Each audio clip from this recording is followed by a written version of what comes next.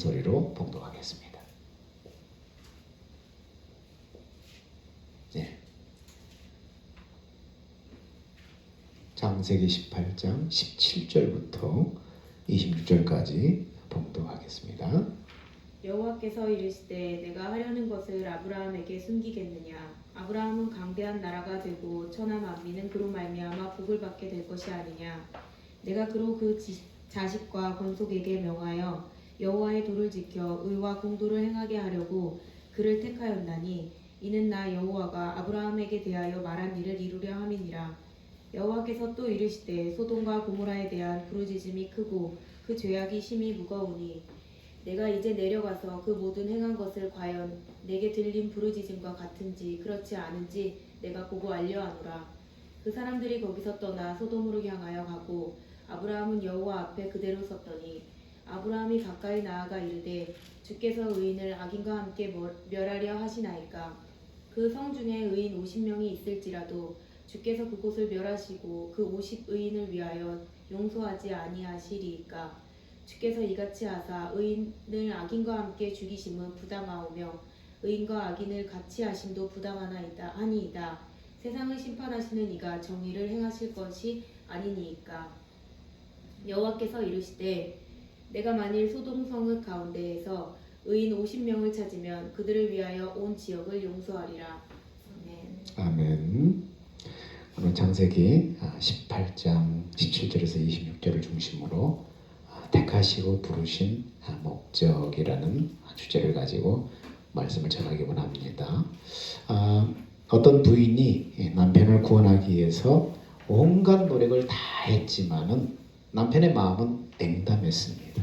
그래서 목사님을 찾아가 상담했습니다. 목사님, 제가 할 수 있는 것은 다 했습니다. 그런데 아무리 노력해도 남편이 마음이 돌아서지 않으니 어떻게 하면 좋겠습니까? 하고 상담을 했습니다. 그러자 목사님이 대답합니다. 이제부터는 하나님에 관해서 남편에게 말하는 것을 줄이시고 남편에 관해서 하나님께 말하는 시간을 늘리십시오. 이렇게 얘기했다고 합니다. 하나님에 관해서 남편에게 계속 얘기하는 것보다는 이제 남편에 관해서 하나님께 말하는 시간을 늘려라. 남편을 이제 기도하는 시간을 늘리라는 거죠. 계속해서 성경 얘기하고 잔소리하고 막 그런 것보다는 남편에 관해서 하나님께 말하는 시간을 늘려라. 그렇게 말했습니다. 여러분, 내 가정과 부모와 형제와 일가 친척, 지인을 구원하기 원합니까? 믿지 않는 그들에게 설교하는 시간을 줄이고 그들에 관해서 하나님께 말하는 시간을 늘리기 바랍니다. 그리고 인내하고 기다려야 합니다. 눈물을 흘리며 씨를 뿌리는 자는 반드시 기쁨으로 그 단을 가지고 돌아오리라고 성경은 약속하고 있습니다. 모든 일에는 때가 있다는 거예요. 모든 때는 바로 하나님이 주관하시는 것입니다. 우리는 믿음으로 순종하고 기다리는 것뿐입니다. 오늘 말씀에 보니까 하나님께서 아브라함을 찾아오셔서 이전에 주신 약속을 다시 한번 확인해 주시면서 말씀하십니다. 18절에 보니까 아브라함은 강대한 나라가 되고 천하 만민은 그로 말미암아 복을 받게 될 것이 아니냐 그러면서 전에 주신 약속을 다시 한번 상기해 주십니다. 그리고는 아브라함을 택하신 목적을 이렇게 말씀합니다. 내가 그 자식과 권속에게 명하여 여호와의 도를 지켜 의와 공도를 행하게 하려고 그를 택하였나니. 아브라함에 대해서 그렇게 말합니다. 어떻게 아브라함을 택하셨냐? 무슨 목적으로 택했냐? 자식과 권속에게 명하여 여호와의 도를 지켜서 행하게 하려고 그를 택했다고 말씀합니다. 여기서 우리가 주목해야 될 말을 잘 봅시다. 자식이라는 말을 주목하십시오. 하나님께서 아브라함을 택하신 것은 자식에게 명해서 하나님을 잘 믿어서 의와 공도를 행하게 하시려는 거라는 것입니다. 자식에게 명하라는 것은 뭘 말합니까? 믿음을 계승하라는 거예요. 자식을 하나님의 말씀으로 잘 가르쳐서 믿음을 계승하라는 것입니다. 믿음의 계승을 이루라는 거예요. 믿음의 계승은 선택사항이 아니에요. 우리가 택함받고 구원받은 목적이에요. 바로 두 번째 19절 상반절에 보니까 자식과 그 다음에 권속에게 명하여 이렇게 말씀하고 있습니다. 권속이라는 말은 가정 또 가족 그런 뜻입니다. 하나님께서 아브라함을 택하신 것은 자식뿐만 아니라 가정의 모든 식구들에게도 하나님의 도를 지켜서 의와 공도를 행하게 하려고 택하셨다는 것입니다. 그 일을 위해서 아브라함을 먼저 택하셨다는 것입니다. 하나님이 아브라함을 택한 것은 아브라함의 하나님이 되실 뿐만 아니라 아브라함의 가정을 통해서 이루실 자손들의 하나님이 되기를 원하신다는 거예요. 아브라함의 하나님뿐만 아니라 그 자손들의 하나님도 되기를 원하신다는 것입니다. 아브라함은 가정과 후손들의 구원을 위한 복의 통로로 구원을 받았고 마침내 믿음으로 그것을 이루었던 것입니다. 여러분, 우리도 그렇습니다. 하나님 우리 가정에서 나를 먼저 부르시고 나를 먼저 예수 믿게 하신 것은 나를 통해서 가정을 구원하려는 하나님의 뜻인 것입니다. 그러므로 자녀들에게 믿음을 계승하고 온전한 가정 구원에 이르도록 힘써야 됩니다. 우리는 가정에서부터 우리가 복의 통로가 되어야 되는 것입니다. 그것이 부르심을 받은 자 중에 가장 중요한 사명 중에 하나인 것입니다. 세상에는 두 종류의 인생이 있다고 합니다. 하나는 팔린 인생이 있고 하나는 보내심을 받은 인생이 있다는 거예요. 자신이 팔렸다고 생각하는 인생과 하나님께 보내심을 받았다고 생각하는 인생이 있다는 거예요. 이 둘 차이는 엄청난 차이가 있는 거예요. 자신을 팔린 인생으로 생각하는 사람은 늘 원망, 불평하는 인생을 살아갑니다. 여러분, 가정뿐만 아니라 직장도 마찬가지입니다. 내가 돈에 팔려 월급 때문에 일한다 이렇게 생각하고 팔려온 인생이라고 생각한다면 늘 원망, 불평하는 인생을 살아갑니다. 세월이 흐를수록 낙심하고 절망이 됩니다. 목적의식 없이 살아가게 되고요, 상황에 끌려다니는 삶을 살게 됩니다. 상처를 입었을 경우에는 어떻습니까? 보복하려는 마음을 품습니다. 이게 팔린 인생이에요. 그러나 자신을 보내심을 받은 인생으로 생각하는 사람은 어떤 상황과 환경 속에서도 그럼에도 불구하고 감사합니다. 분명한 목적의식을 갖고 살아가며 상황을 이끄는 선한 영향력을 발휘합니다. 시간이 흐를수록 세월이 흐를수록 그 사람에게 소망이 있습니다. 상처 준 사람까지도 기꺼이 용서할 수 있습니다. 여러분, 자신을 팔린 인생이라고 생각하며 살아가는 사람, 보내심을 받은 인생이라고 생각하는 사람, 여러분 지금 어떤 인생을 살아가고 있습니까? 창세기 45장에 보니까 애굽의 총리 요셉이 자신의 동생인 것을 모르고 야곱의 아들 유다가 막내 아들 베냐민을 대신해서 종이 되겠다고 했을 때 요셉이 자기 형제의 정을 억제하지 못하고 시종들은 난 물러가라고 해놓고 큰 울음을 터뜨리고 맙니다. 얼마나 크게 울었는지 밖에 있는 애굽 사람들에게도 들리고 바로의 궁에서까지도 그 야곱의 요셉의 그 울음소리가 들렸다고 말하고 있습니다. 요셉이 형제와 가족들에 대한 정을 억제하지 못하고 얼마나 사무쳤는지 이렇게 통곡하고 울었다는 것입니다. 그리고 형들에게 자신을 밝히고 형들이 너무 놀라서 말을 하지 못하자 그때 요셉이 아주 중요한 말을 합니다. 우리 모든 성도들이 반드시 들어야 될 중요한 말을 합니다. 그게 창세기 45장 5절의 말씀입니다. 그렇게 말합니다. 제가 읽겠습니다. 당신들이 나를 이곳에 팔았다고 해서 근심하지 마소서, 한탄하지 마소서. 하나님이 생명을 구원하시려고 나를 당신들보다 먼저 보내셨나이다. 여러분, 여기에 두 단어를 주목해야 돼요. 팔았다, 보내셨다. 요셉은 뭡니까? 요셉이 애굽에 팔렸다고, 형들이 팔았지만 자기는 팔렸다고 생각하지 않았다는 거예요. 하나님이 보내셨다고 생각을 했다는 거예요. 만약 형들에게 팔렸다고 생각했다면 마음의 분노를 다스릴 수 없었을 것입니다. 상처로 마음에 쓴뿌리가 생겼고 자신이 당한 만큼 형제들에게 보복을 했을 것입니다. 근데 요셉은 하나님이 자신을 보내셨다고 생각을 했습니다. 그래서 자신이 당한 형편을 부정적으로 보지 않고 긍정적으로 봤습니다. 상처를 극복했습니다. 용서하는 마음을 갖게 되었습니다. 이렇게 차이가 난 것입니다. 사람들은요, 너무 힘든 상황, 힘든 환경을 만나면, 너무 힘든 가정생활이 있다면 불평하고 원망하기도 합니다. 아이고, 내가 어쩌다가 이런 가정에 시집 오게 됐나. 아이고, 내 팔자야. 팔려온 인생처럼 생각한다는 거예요. 그래서 가족들의 말 한마디에 쉽게 상처를 입습니다. 분노를 쌓습니다. 용서하지 못합니다. 심하면 우울증까지 여러분 찾아옵니다.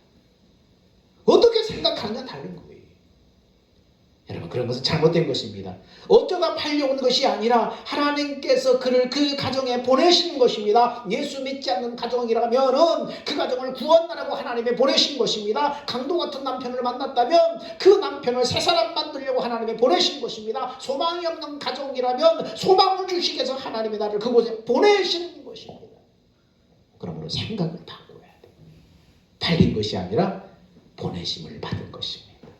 그러므로 하나님의 섭리 안에서 자신의 인생을 다시 바라봐야 됩니다. 가정생활, 직장생활, 사업장, 교회생활도 마찬가지입니다. 하나님께서 지금 내가 섬기는 가정으로, 내가 섬기는 직장으로, 내가 섬기는 교회로 나를 보내신 것입니다. 여러분, 요셉처럼 팔린 것이 아니라 보내심을 받은 것으로 생각하여서 보내심 받은 그곳에서 잘 섬김으로 온전한 구원을 이루는 복의 통로로 쓰임받으시길 축원합니다. 하나님께서 우리를 택하시고 부르신 목적, 첫 번째는 믿음을 계승해라. 너만 믿지 말고 네 자녀들까지 믿음을 계승하도록 해라. 두 번째, 온전한 가정 구원을 이루어라. 구원을 이루어라. 세 번째는 세상에 하나님의 정의가 이루어지기를 기도하라. 하나님의 정의가 이루어지기를 기도하라. 하나님은 아브라함에게 자식과 권속에게 무엇을 명하셨어야 하면은 여호와의 도를 지켜서 의와 공도를 행하게 하려고 너를 택했다. 이렇게 말씀해요. 하나님은 아브라함에게 자식과 가족들에게 얼마나 많은 것을 공급하고 남겨줄 것인가에 대해서 말씀하지 않았다는 거예요. 여러분, 오직 하나님의 말씀과 복음의 근거에서 의와 공도를 행하게 하려고 아브라함을 택했다는 거예요. 자녀 교육과 가정생활의 우선순위는 무엇을 얼마나 소유했냐, 얼마나 높이 올라갔냐, 거기에 있지 않다는 거예요. 복음 안에서 의와 공도를 행하는 것이 우리 삶의 우선순위가 되어야 하는 것입니다. 그리고 뭘 수범하는 본이 되어야 된다는 것입니다. 아브라함이 자식과 권속에게 의와 공도를 행하게 하는 이유를 성경은 뭐라고 말씀하는가? 19절에 이렇게 말합니다. 이는 결론적으로 말합니다. 나 여호와가 아브라함에 대하여 말한 것을 이루려 함이라. 나 여호와가 아브라함에 대하여 말한 것을 이루려고 한다는 것입니다. 여러분, 하나님께서 아브라함에게 대하여 말한 것이 무엇입니까? 아브라함에게 하나님께서 뭘 말씀하셨다는 것을 알게 되죠. 하나님께서 아브라함에게 뭘 말씀하셨을까요? 전에 하나님께서 아브라함을 부르실 때 어떤 약속을 줬어요? 창세기 12장에 하나님께서 아브라함을 갈대아 우르에 살고 있는 아브라함을 부르셨어요. 부르실 때 어떻게 부르셨습니까? 내가 네게 보여줄 땅으로 가라. 내가 너로 큰 민족을 이루고 내게 복을 주어서 내 이름을 창대하게 하리라. 너는 복의 근원이 될지라. 땅의 모든 족속이 너로 말미암아 복을 얻을 것이니라. 이렇게 말씀하시, 이 약속을 주셨어요.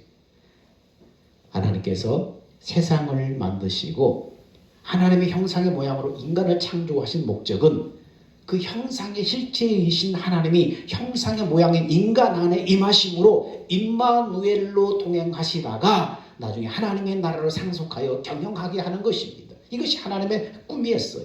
그런데 인간은 하나님이 주신 그 자유의지로 하나님께 순종하여 영생을 얻는 대신에 마귀의 유혹에 넘어가서 마귀에게 순종해서 마귀의 종된 죄인이 되고 말았어요.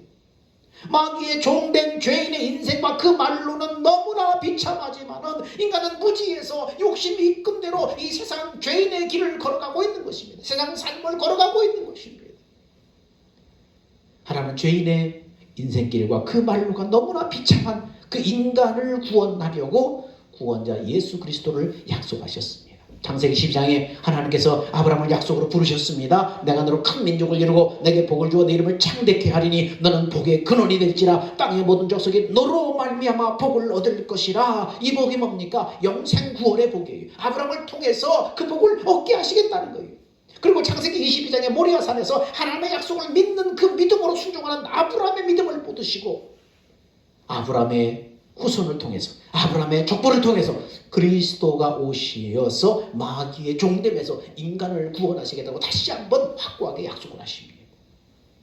그 약속을 이루기 위해서 아브라함의 후손을 애굽으로 이주시켜서 애굽에서 번성케 해서 큰 민족을 이루게 하시고 때가 되어서 아브라함의 후손을 통해서 그리스도가 오셔서 십자가에 죽으시고 부활하심으로 하나님의 약속을 성취하셨습니다. 이제 하나님의 약속을 믿었던 그 아브라함의 믿음으로 예수 그리스도를 영접하고 믿고 영접하면 영생의 하나님이 내 안에 임하심으로 이 땅에 임마누엘로 함께 하시고 이 땅의 삶이 끝나면 하나님의 나라를 상속받게 되는 것입니다.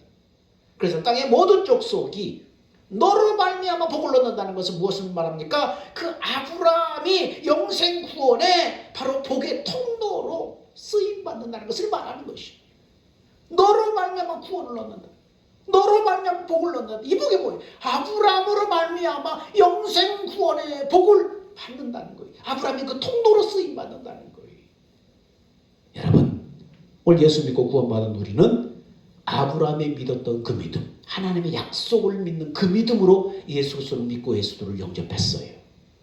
그러므로 믿음으로 말미암는 자들은 아브라함의 자손이라고 성경은 말하고 있어요. 그러면 우리는 뭐예요? 아브라함의 자손들인 거예요.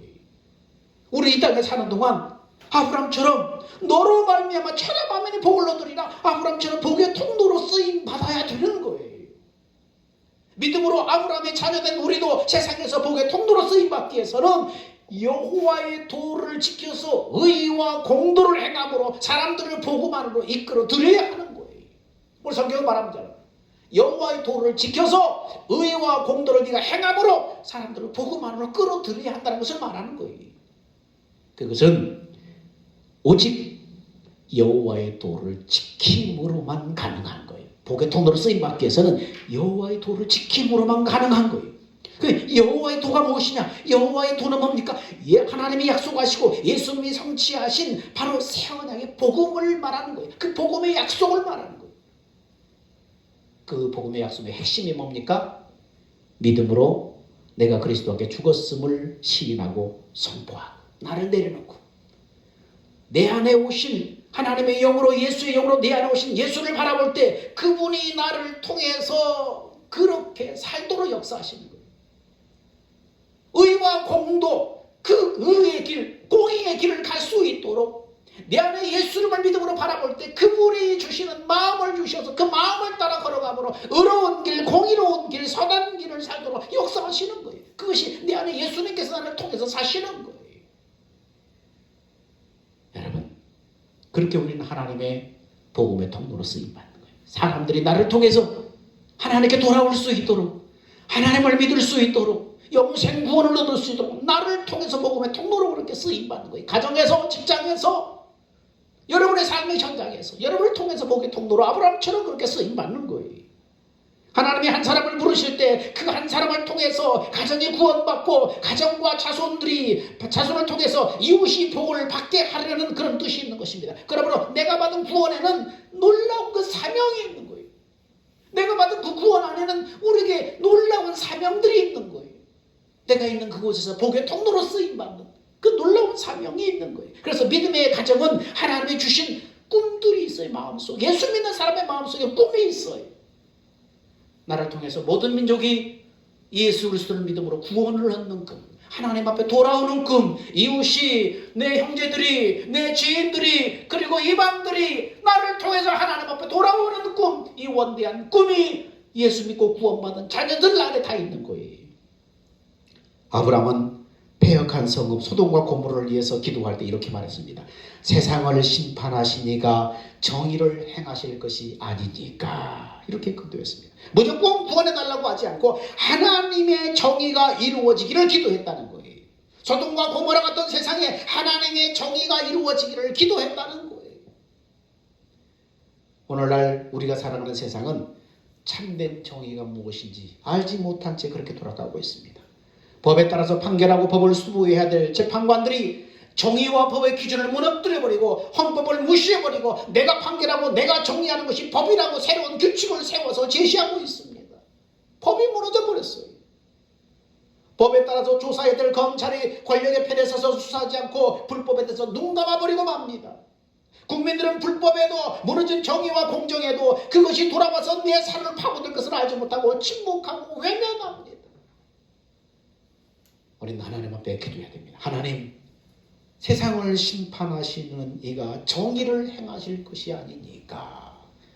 여러분, 아브라함처럼 그렇게 기도해야 돼. 하나님, 세상을 심판하시는 이가 정의를 행하실 것이 아니니까 이 땅에 정의가 이루어지게 하옵소서. 이 땅에 하나님의 공의가 이루어지게 하옵소서. 불법이 횡행하는 이곳에, 법이 무너져버린 이 시대에 하나님의 공의가 세워지게 하옵소서. 기도해야 됩니다. 하나님을 떠남으로 인해서 참된 정의가 무엇인지 알지 못하는 세상에 하나님의 정의가 이루어지기를 간구하며 하나님의 정의를 추구하고 실현되도록 힘써야 합니다. 그리고 세상 사람들을 불쌍히 여기는 긍휼함을 갖고 기도해야 하는 것입니다. 하나님 우리를 택하시고 부르신 목적, 믿음을 계승하라. 가정 구원을 이루어라. 직장에서, 일터에서, 삶의 현장에서 복의 통로로 쓰임받아서 정말로 영생 구원 얻는 복의 통로로 쓰임받는 사람이 되어라. 하나님 우리를 택하시고 부르신 목적입니다. 사랑하는 여러분, 택함받은 자에게 사명이 있습니다. 자녀들에게 믿음을 계승하고 온전한 가정 구원을 이루고 세상에 하나님의 정의가 이루어지도록 기도하고 힘써야 한다는 것입니다. 이 사명을 위해서 팔린 자가 아니라 보내심을 받은 자의 삶이 되시기를 주 이름으로 축원드립니다. 기도합니다. 사랑과 은혜가 풍성하신 아버지 하나님, 은혜와 사랑을 감사합니다. 아브라함을 택하시고 부르신 목적 속에서 하나님의 사명을 발견합니다. 하나님, 우리도 아브라함처럼 택함받은 자입니다. 택함받은 자에게는 사명이 있습니다. 자녀에게 믿음을 계승하라. 온전한 가정구원의 통로가 되어라. 세상에 하나님의 정의가 이루어지도록 기도하고 힘써라. 이것이 하나님 택함받은 자의 사명인 것을 압니다. 이 사명을 위해서 우리가 어떤 태도로 이 세상을 살아가야 됩니까? 팔린 자가 아니라 하나님이 보내신 보냄받은 자의 삶을 살아갈 수 있도록 하나님 은혜 입혀 주시옵소서. 우리의 생명 되신 예수님의 이름으로 기도하옵나이다. 아멘. 우리 다 같이 일어나셔서 주님 다시 오실 때까지 찬양합니다.